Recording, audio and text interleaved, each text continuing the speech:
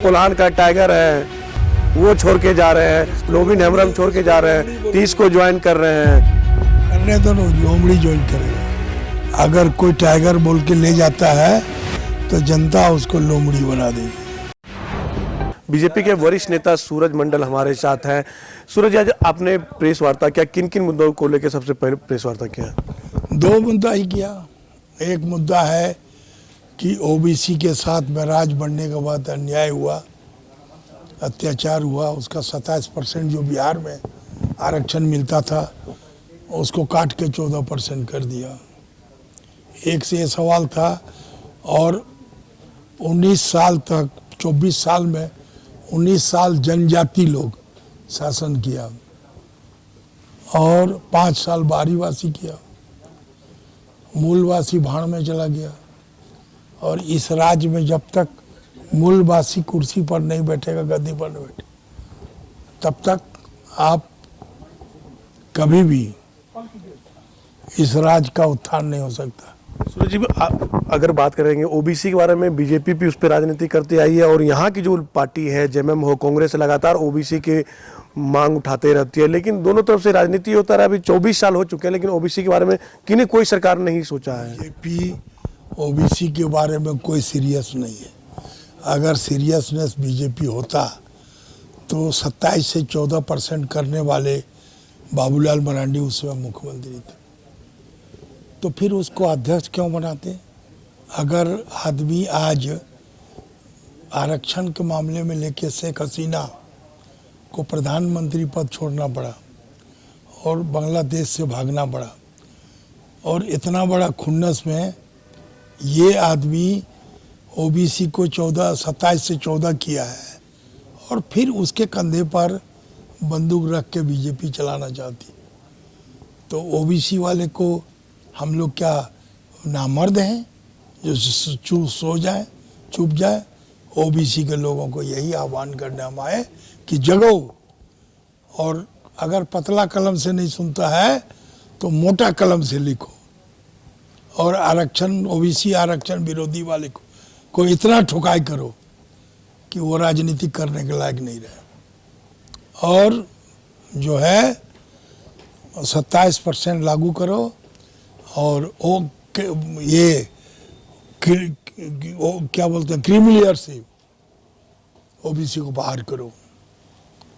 Creamy layer में रखने वाले अगर रखना है सबको रखो, एसटी, एससी, ओबीसी तीनों को रखो, नहीं तो तीनों को एक समान बाहर करो।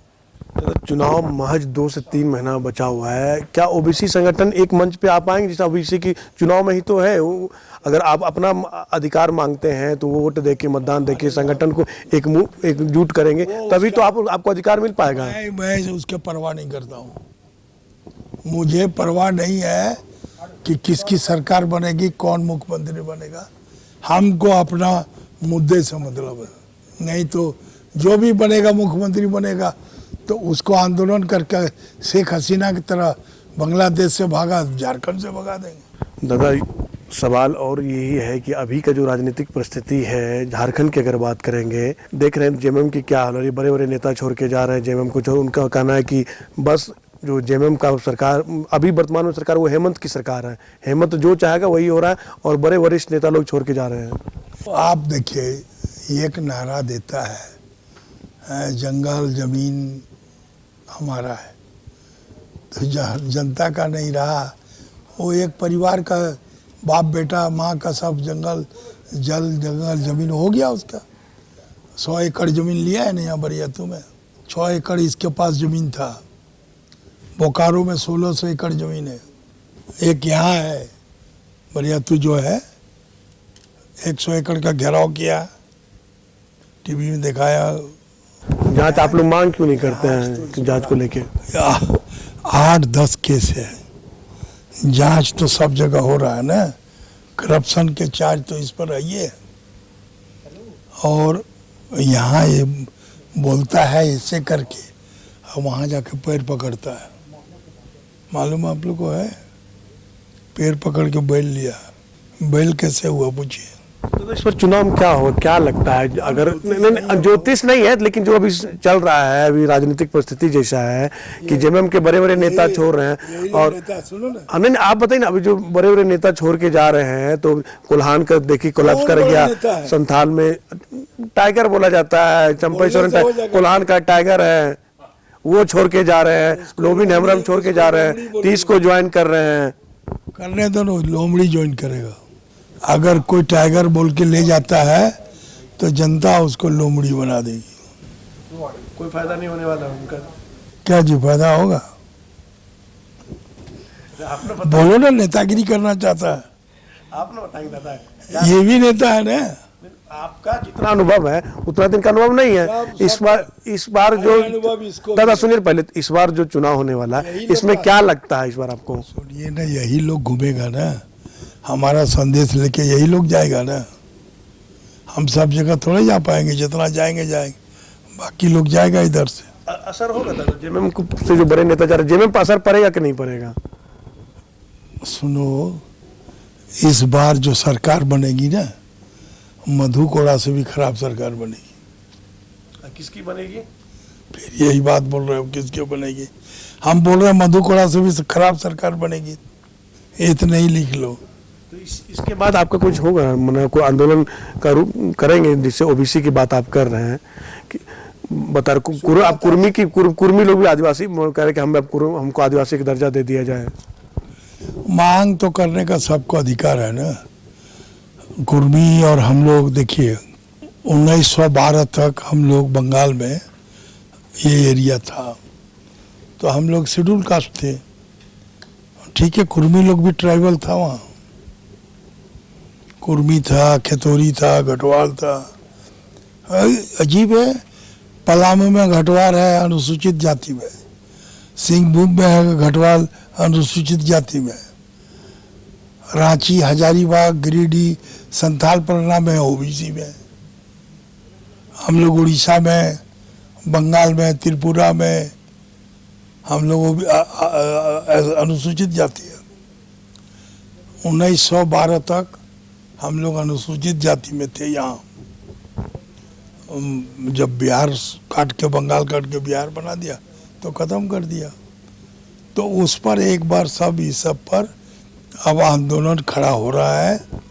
जैसे अब ट्राइबल में पहाड़िया, आपको कोल, माली, आपका करवार, असुर, खड़िया, इस सब को भी जो है, जो अत्यंत दलित मानना चाहिए, तो नहीं मानता है लोग। आज एक भी अफसर पहाड़िया का नहीं है, खड़िया का नहीं है, ना कोल है, ना माली है, ना बिरहोर है, कोई नहीं है। तो उस सब पर ध्यान नहीं देता है। ये सब जैसे राजा बनता था ना, वैसे ट्राइबल का राजा हो गया। ये 2-3 जात जो है राजा है। एक संगठन लोग तो विरोध कर रहा है, आदिवासी कई संगठन विरोध कर रहा है कि आखिर क्यों कुर्मी को आदिवासी का दर्जा दिया जाएगा। तो क्यों, ये बाकी जो पहले से है, वो जब इतना बड़ा हो गया, एमएलए, एमपी, आईएएस, आईपीएस हो गया, तो फिर उसको क्यों मिलेगा रिजर्वेशन? ये काहे नहीं बोलता? होना चाहिए ना। कुर्मी को क्यों बोलेगा? क्यों? आदिवासी था तो रहेगा। हम लोग अनुसूचित जाति में थे बंगाल में, हम लोग रहेंगे। हाँ, कुर्मी जाति सबको दिया जाए, एक आदमी को, सबको रीथिंकिंग होना चाहिए यहाँ पर। जैसे पहाड़िया है, जैसे आपका खेतोरी, घटवाल को भी ये जनजाति बनाया जाए। चलिए, ये थे हमारे साथ बीजेपी के वरिष्ठ नेता सूरज मंडल जी। इन्होंने स्पष्ट तौर पे कहा है कि कुर्मी जाति को भी आदिवासी का दर्जा दिया जाना चाहिए, लेकिन कई आदिवासी संगठन लगातार इसका विरोध कर रहे हैं और इसको लेकर कई लोगों ने चक्का जाम भी किया था, कई संगठनों ने।